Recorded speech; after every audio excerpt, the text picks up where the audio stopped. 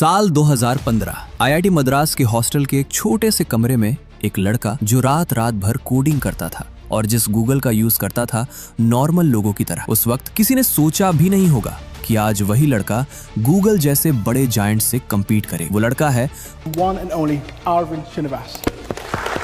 With Perplexity CEO Arvind Srinivas.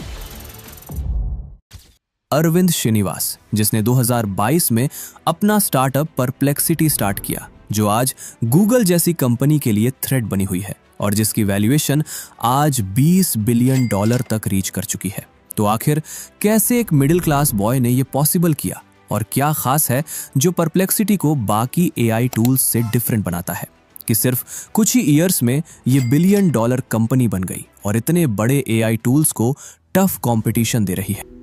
Arvind Srinivas, जो चेन्नई के एक सिंपल मिडिल क्लास फैमिली से बिलोंग करते हैं, जो अपना स्कूल खत्म करने के बाद आईआईटी मद्रास गए, जहां उन्हें इलेक्ट्रिकल इंजीनियरिंग अलॉट हुई। जहां एक तरफ अरविंद के दोस्त अपनी कॉलेज और सोशल लाइफ एंजॉय कर रहे थे, वहीं दूसरी तरफ अरविंद एक मशीन्स को इंटेलिजेंटली थिंक करवाना सीख रहे थे। उस वक्त जब उन्हें मशीन लर्निंग का मतलब भी नहीं पता था, फिर भी कॉलेज में एक मशीन लर्निंग कंपटीशन में पार्टिसिपेट किया और ऑलमोस्ट बिना प्रिपरेशन के उस कंपटीशन को विन कर लिया। यही वो टर्निंग पॉइंट था जिसने उनकी डायरेक्शन डिफाइन कर दी, जिसके बाद 2017 में हायर स्टडीज के लिए अरविंद यूसी बर्कले गए, जहां उन्होंने कंप्यूटर साइंस में पीएचडी की। इसी दौरान 2018 और 2019 में ओपन एआई, गूगल ब्रेन और डीप माइंड में इंटर्नशिप की।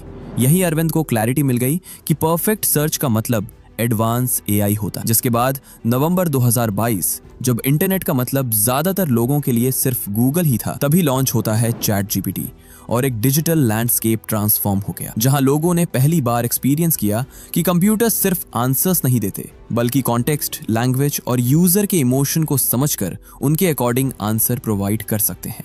बट प्रॉब्लम ये थी कि चैट जीपीटी की भी कुछ लिमिटेशंस थी, जैसे रियल टाइम इंफॉर्मेशन अनअवेलेबल होना और वेरीफाइड सोर्सेज विजिबल नहीं होते थे, जिस वजह से यूजर्स फुल्ली ट्रस्ट नहीं कर पाते थे। सो जहां एक साइड गूगल था जो सर्च करने पर मल्टीपल लिंक्स प्रोवाइड करता, वहीं दूसरी साइड चैट जीपीटी जो यूजर से ह्यूमन टोन में आंसर तो देता बट कोई लिंक्स या सोर्सेज शो नहीं करता। एग्जैक्टली यहीं पर एक मैसिव गैप एग्जिस्ट करता था और इसी गैप को फिल करने के लिए अरविंद श्रीनिवास ने इनिशिएटिव लिया और यहीं से इवॉल्व हुआ परप्लेक्सिटी का कॉन्सेप्ट। एक ऐसा एआई जो इंटरनेट से रियल टाइम डेटा फेच करे, उसे कंसाइज समरीज में प्रेजेंट करे एंड हर इनसाइट के साथ क्रेडिबल सोर्सेज भी डिस्प्ले करे।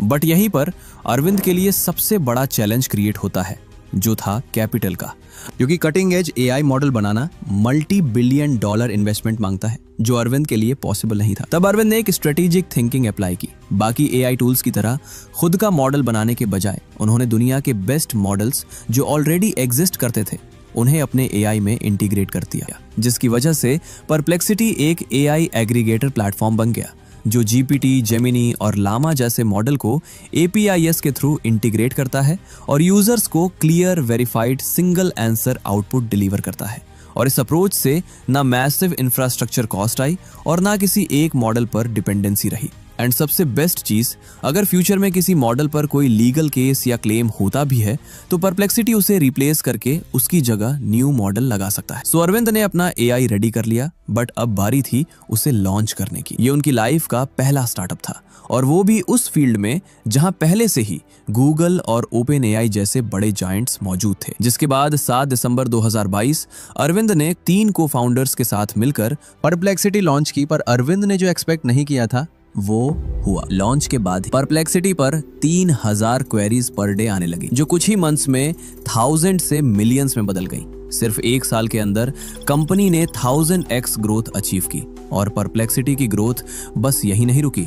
इस रैपिड ग्रोथ और सक्सेस को देखते हुए world biggest chip maker company Nvidia and Amazon founder Jeff Bezos और सॉफ्टबैंक जैसे टॉप टियर इन्वेस्टर्स भी जुड़ गए, जिसके बाद 2025 तक परप्लेक्सिटी की वैल्यूएशन $20 बिलियन तक पहुंच गई और आज परप्लेक्सिटी पर 30 मिलियन से ज्यादा सर्चेस डेली होते हैं, जो इसे दुनिया के फास्टेस्ट ग्रोइंग एआई स्टार्टअप्स में से एक बनाता है। एंड अब क्वेश्चन ये है कि गूगल या ओपन एआई जो इतने बड़े जायंट्स हैं, वे खुद ऐसा प्रोडक्ट डायरेक्टली क्यों नहीं बनाते? सो इसका आंसर उनके बिजनेस मॉडल में छुपा है। गूगल, जिसका प्राइमरी रेवेन्यू एड्स से आता है, अगर वो परप्लेक्सिटी स्टाइल आंसर इंजन बना देता तो यूजर्स लिंक्स पर क्लिक ही नहीं करेंगे, जिससे एड इंप्रेशंस गिर जाएंगे। और दूसरी तरफ ओपन एआई और माइक्रोसॉफ्ट अपनी LLM APIs सेल करके बिलियंस जनरेट करते हैं, और अगर वे एक न्यूट्रल एआई इंटरफेस लॉन्च करते तो वे अपने ही कस्टमर्स के साथ कंपीट करते दिखेंगे। आज अरविंद श्रीनिवास का विजन बिल्कुल क्लियर है, फ्यूचर सर्च का नहीं